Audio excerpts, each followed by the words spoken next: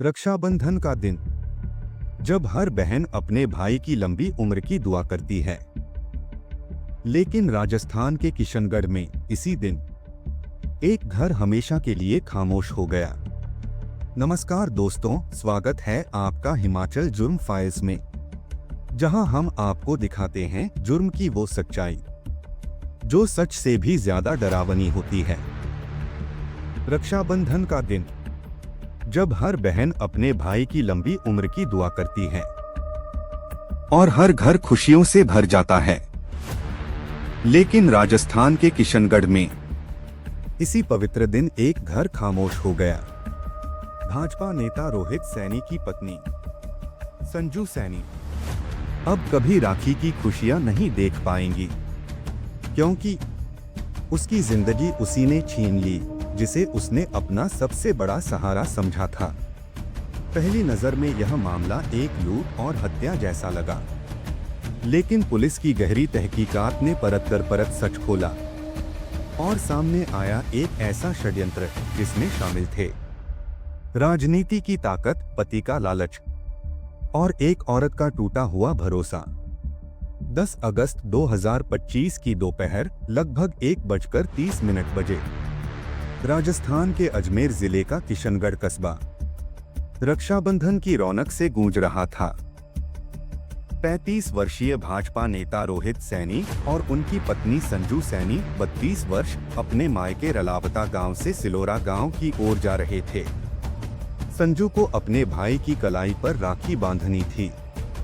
यह एक पारिवारिक खुशी का दिन था, लेकिन किसे पता था कि यह सफर उसकी जिंदगी का आखिरी सफर साबित होगा।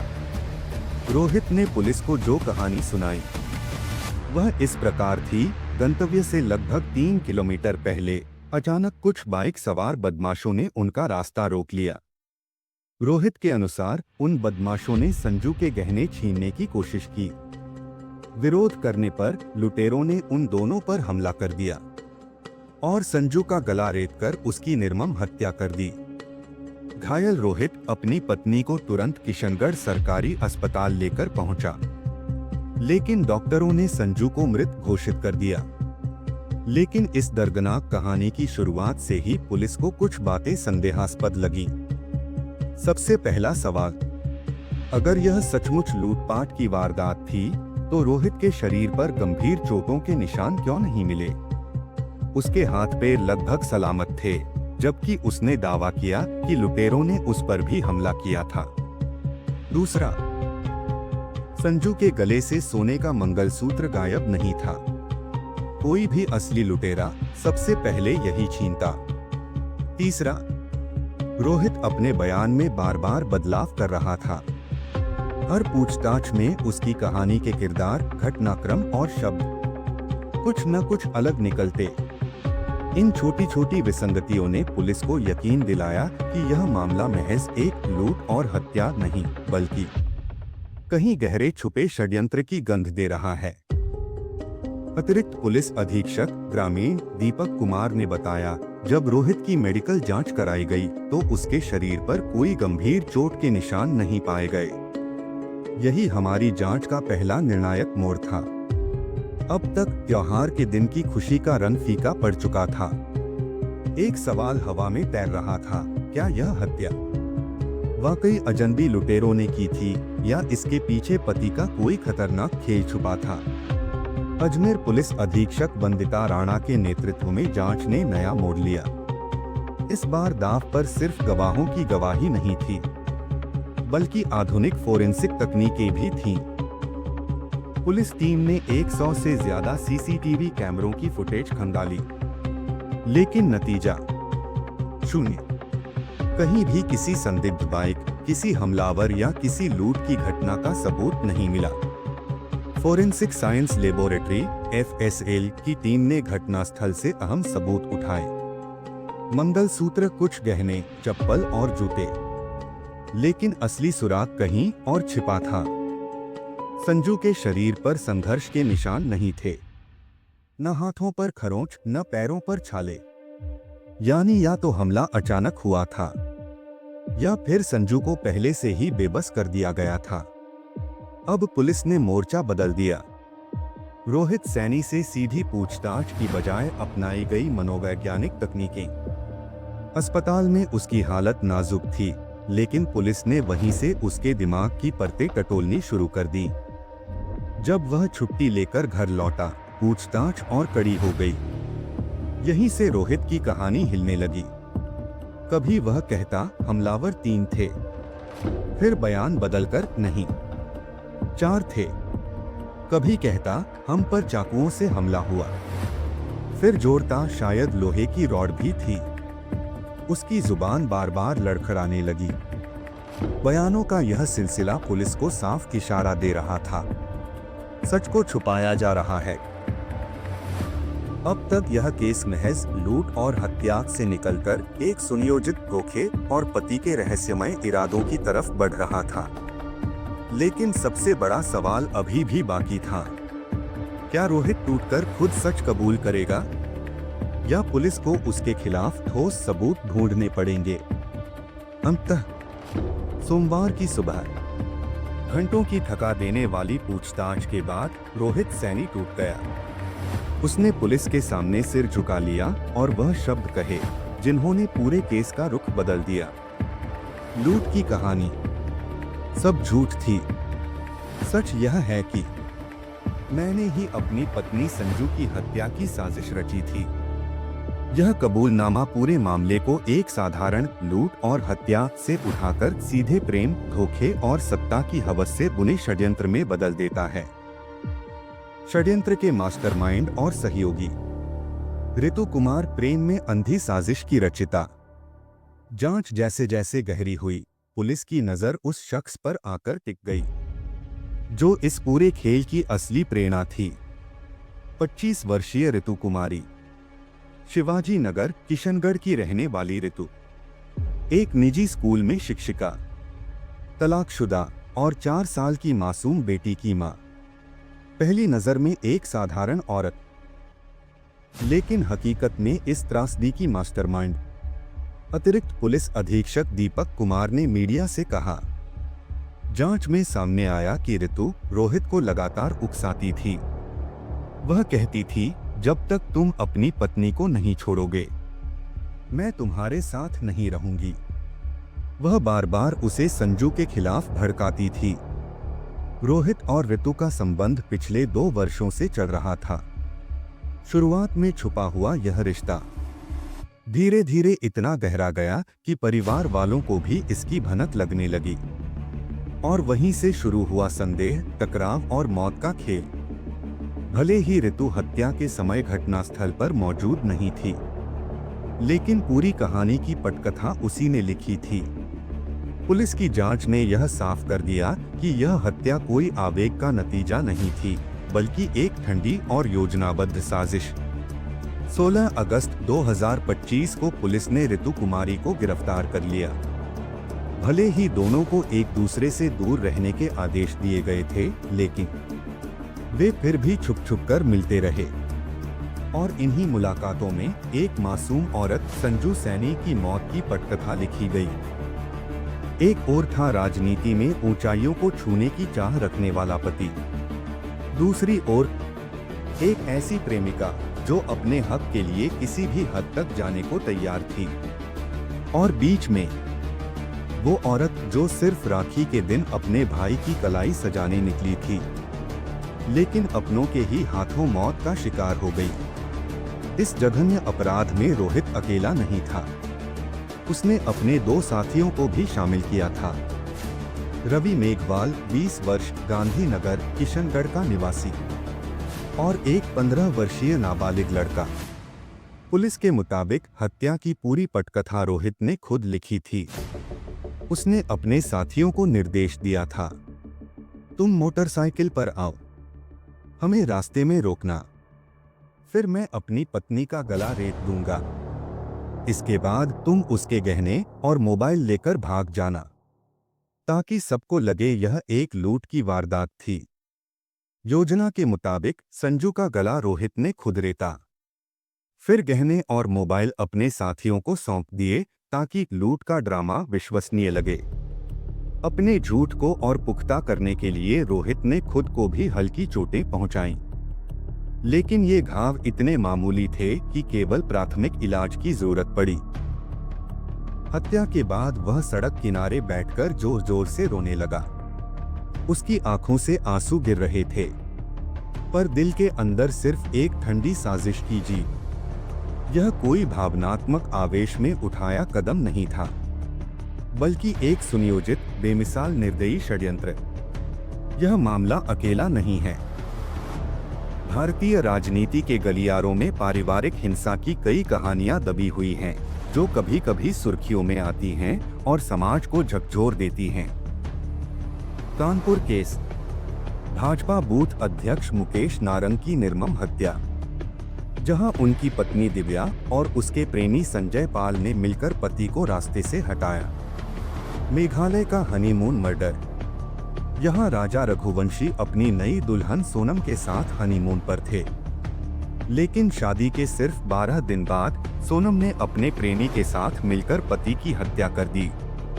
भोपाल केस, भाजपा नेता राजेंद्र पांडे ने शराब के विवाद में अपनी पत्नी शीला को गोली मारकर मौत के घाट उतार दिया।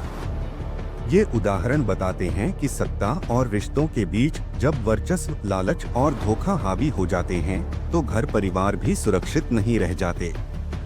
रोहित सैनी का केस सिर्फ एक हत्या नहीं, बल्कि इस सच्चाई का आईना है कि राजनीति की ताकत और निजी हवस मिलकर इंसान को कितना निर्दयी, झूठा और राक्षस बना सकती है। अपराध शास्त्र के अनुसार अपराध स्थल का मंचन, क्राइम सीन स्टेजिंग, एक बेहद जटिल प्रक्रिया है। यह वह स्थिति होती है जब अपराधी जानबूझकर सबूतों में हेरफेर करता है, ताकि पुलिस और फोरेंसिक विशेषज्ञ गुमराह हो जाएं और अपराध की असली तस्वीर सामने न आ पाए। रोहित सैनी ने भी यही कोशिश की थी। उसने अपनी पत्नी की हत्या को लूटपाट की वारदात की शक्ल देने की योजना बनाई, लेकिन जैसे हर नकली कहानी में छोटी छोटी दरारें होती हैं, वैसे ही उसकी पटकथा में भी ऐसी गलतियां छुपी थीं, जिन्होंने सब कुछ उजागर कर दिया। फोरेंसिक विशेषज्ञों के अनुसार किसी भी मंचित अपराध स्थल को पहचानने का एकमात्र तरीका है असंगतियों, विरोधाभासों और भौतिक साक्ष्यों के पैटर्न का सूक्ष्म विश्लेषण। इस केस में भी यही हुआ। संजू का मंगलसूत्र घटनास्थल पर सुरक्षित मिला, जबकि असली लुटेरे सबसे पहले इसे ही छीनते। रोहित के शरीर पर गंभीर चोटों का आभार। उसने खुद को हल्की खरोंचें दी ताकि कहानी पर यकीन किया जाए, लेकिन यह नकली दर्द बहुत जल्दी पकड़ में आ गया। नतीजा यह हुआ कि रोहित की लूट की कहानी जल्दी ही ढह गई। फोरेंसिक की पैनी नजर और पुलिसिया अनुभव ने उसके झूठे मंचन को चंद दिनों में ही नाकाम कर दिया। मामले की गहन जांच के बाद पुलिस ने भारतीय न्याय संहिता (BNS) की धारा 103 हत्या के तहत मुकदमा दर्ज किया। सबसे पहले रोहित सैनी को गिरफ्तार किया गया, फिर उसके साथी रवि मेघवाल को हिरासत में लिया गया और नाबालिग आरोपी को भी बाल सुधार गृह भेजा गया। इसके कुछ दिन बाद 16 अगस्त को ऋतु कुमारी की भी गिरफ्तारी हुई। 12 अगस्त 2025 को रोहित और रवि को अदालत में पेश किया गया। अदालत ने उन्हें 2 दिन के पुलिस रिमांड पर भेज दिया। अदालत परिसर में वकीलों और स्थानीय लोगों ने आरोपियों के खिलाफ जोरदार विरोध जताया। यह इस बात का स्पष्ट संकेत था कि इस घटना ने समाज में गहरी आक्रोश और असुरक्षा की भावना पैदा कर दी थी। राजस्थान में पिछले कुछ वर्षों से महिलाओं और नाबालिगों के विरुद्ध अपराधों में खतरनाक बढ़ोतरी दर्ज की गई है। राज्य पुलिस मुख्यालय की रिपोर्ट के अनुसार जनवरी से जून 2025 के बीच 200 से अधिक सामूहिक बलात्कार के मामले दर्ज हुए। इसी अवधि में 5 नाबालिग लड़कियों की बलात्कार के बाद हत्या कर दी गई। ये आंकड़े समाज और प्रशासन दोनों के लिए गहरी चिंता का विषय हैं। इस घटना पर पूर्व मुख्यमंत्री अशोक गहलोत ने रक्षाबंधन के दिन गहरी प्रतिक्रिया व्यक्त की। उन्होंने कहा कि सरकार महिलाओं की सुरक्षा सुनिश्चित करने में विफल रही है और राज्य की कानून व्यवस्था पर गंभीर प्रश्न खड़े हो रहे हैं। वहीं भाजपा सरकार की ओर से सामाजिक न्याय और अधिकारिता मंत्री अविनाश गहलोत ने आरोपों को सिरे से खारिज किया। उनका कहना था कि महिलाओं के विरुद्ध अपराध जैसे संवेदनशील मुद्दों को राजनीतिक हथियार के रूप में इस्तेमाल नहीं किया जाना चाहिए। उन्होंने यह भी दावा किया कि भजनलाल सरकार के कार्यकाल में आपराधिक मामलों में 10% की कमी आई है। इस मामले में आधुनिक फोरेंसिक तकनीकों ने निर्णायक भूमिका निभाई। पुलिस ने न केवल भौतिक साक्ष्यों को सावधानी पूर्वक संग्रहित किया, बल्कि डिजिटल फोरेंसिक का भी सहारा लिया।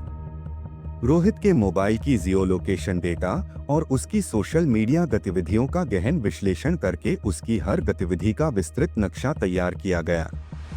करीब 100 से अधिक सीसीटीवी कैमरों की फुटेज की जांच की गई, लेकिन कहीं भी किसी संदिग्ध गतिविधि का कोई प्रमाण नहीं मिला।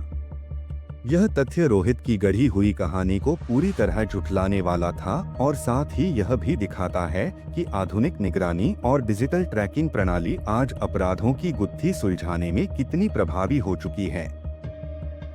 अपराधी मनोविज्ञान के दृष्टिकोण से देखें तो रोहित का व्यवहार एक जटिल मनोवैज्ञानिक केस स्टडी है। वह सामाजिक प्रतिष्ठा वाला व्यक्ति था, लेकिन निजी जीवन में उसके नैतिक मूल्य पूरी तरह ध्वस्त हो चुके थे। उसने तलाक जैसे वैधानिक विकल्पों के बजाय हत्या का रास्ता चुना, जो उसकी मानसिकता की गंभीर विकृति को उजागर करता है। साइकोलॉजिकल प्रोफाइलिंग से यह संकेत मिला कि रोहित में एंटीसोशल पर्सनालिटी डिसऑर्डर के लक्षण मौजूद थे। वह पिछले 2 वर्षों से दोहरी जिंदगी जी रहा था। एक ओर पत्नी से झूठ बोलता रहा, वहीं दूसरी ओर प्रेमिका के साथ संबंध बनाए रखे। जब पारिवारिक और सामाजिक दबाव असहनीय हो गया, तो उसने हिंसा को समाधान मान लिया। इस मामले को राष्ट्रीय और क्षेत्रीय मीडिया में व्यापक कवरेज मिला। NDTV Rajasthan, times of India, Hindustan times और अन्य प्रमुख चैनलों व अखबारों ने इस घटना को विस्तार से प्रस्तुत किया। मीडिया रिपोर्टिंग ने न केवल जनता को जागरूक रखा, बल्कि पुलिस पर भी दबाव बनाया कि वे जल्द से जल्द सच्चाई तक पहुंचे। हालांकि सनसनीखेज रिपोर्टिंग की प्रवृत्ति भी कई जगह देखने को मिली। कुछ मीडिया रिपोर्ट्स में विवरणों को बढ़ा चढ़ाकर प्रस्तुत किया गया, जिससे तथ्य कभी कभी विकृत हो जाते थे। यह स्थिति बताती है कि हाई प्रोफाइल अपराध मामलों में मीडिया के लिए जनता को सूचित करने की जिम्मेदारी और दर्शकों का ध्यान खींचने की होड़ के बीच संतुलन बनाना कितना कठिन होता है। सामाजिक मीडिया प्लेटफॉर्म पर इस मामले ने तीखी बहस छेड़ दी। लोगों ने रोहित सैनी के कृत्य की कड़ी निंदा की और महिलाओं की सुरक्षा पर गंभीर सवाल उठाए। चर्चाओं का केंद्र यही था कि क्या सत्ता और राजनीतिक हैसियत रखने वाले लोग अपने अपराधों की कीमत सचमुच चुकाते हैं या फिर उन्हें कानून से विशेष संरक्षण मिल जाता है। इस केस ने डोमेस्टिक वायलेंस और इंटीमेट पार्टनर वायलेंस (IPV) जैसे संवेदनशील मुद्दों को भी उजागर किया। विशेषज्ञों का मानना था कि अगर संजू की पहले दर्ज की गई शिकायतों को गंभीरता से लिया जाता और फॉरेंसिक प्रोटोकॉल का पूरी तरह पालन होता, तो शायद इस त्रासदी को टाला जा सकता था। किशनगढ़ हत्याकांड में राजस्थान पुलिस की कार्यप्रणाली सराहनीय रही। पुलिस ने न केवल आधुनिक फोरेंसिक तकनीकों का इस्तेमाल किया, बल्कि मनोवैज्ञानिक पूछताछ के तरीकों को भी बेहद प्रभावी ढंग से अपनाया। कुछ ही दिनों में सच्चाई उजागर करना और सभी आरोपियों को सलाखों के पीछे पहुंचाना पुलिस की दक्षता और प्रतिबद्धता को दर्शाता है। यह मामला यह भी साबित करता है कि अपराधी चाहे कितना भी प्रभावशाली क्यों न हो, आधुनिक जांच तकनीकें और वैज्ञानिक साक्ष्य उसकी हर चालाकी को नाकाम कर सकती हैं। एक साधारण सा सुराग, मंगलसूत्र, पूरा सच सामने लाने में निर्णायक साबित हुआ। कानून से ऊपर कोई नहीं है। राजनीतिक पद या सामाजिक प्रतिष्ठा भी अपराध को ढक नहीं सकती। हिंसा कभी समाधान नहीं है। पारिवारिक विवादों को हिंसा के जरिए सुलझाने की कोशिश न केवल नैतिक विफलता है, बल्कि कानूनी रूप से भी दंडनीय अपराध है। महिला सुरक्षा को प्राथमिकता मिलनी चाहिए।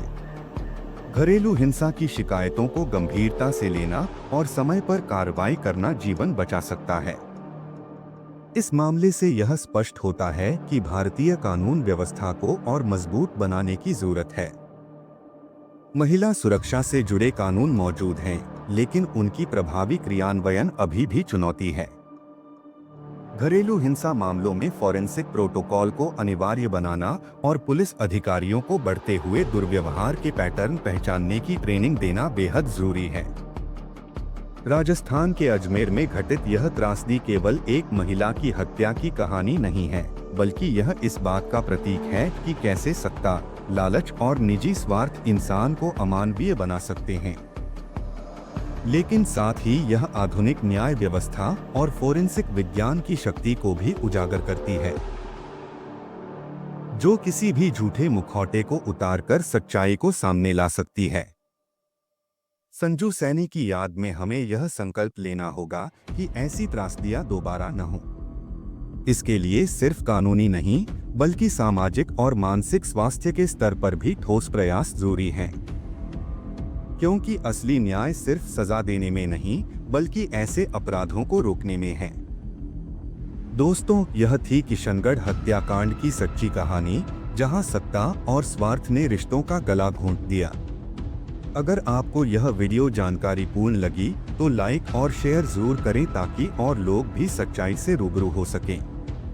और हाँ, हिमाचल जुर्म फाइल्स को सब्सक्राइब करना मत भूलिएगा, क्योंकि हम आपके लिए लाते हैं जुर्म की वो कहानियाँ जो सच से भी ज्यादा डरावनी होती हैं। अगली कड़ी में फिर मिलते हैं एक और हकीकत से भरी सच्ची कहानी के साथ। तब तक के लिए सावधान रहिए, सुरक्षित रहिए।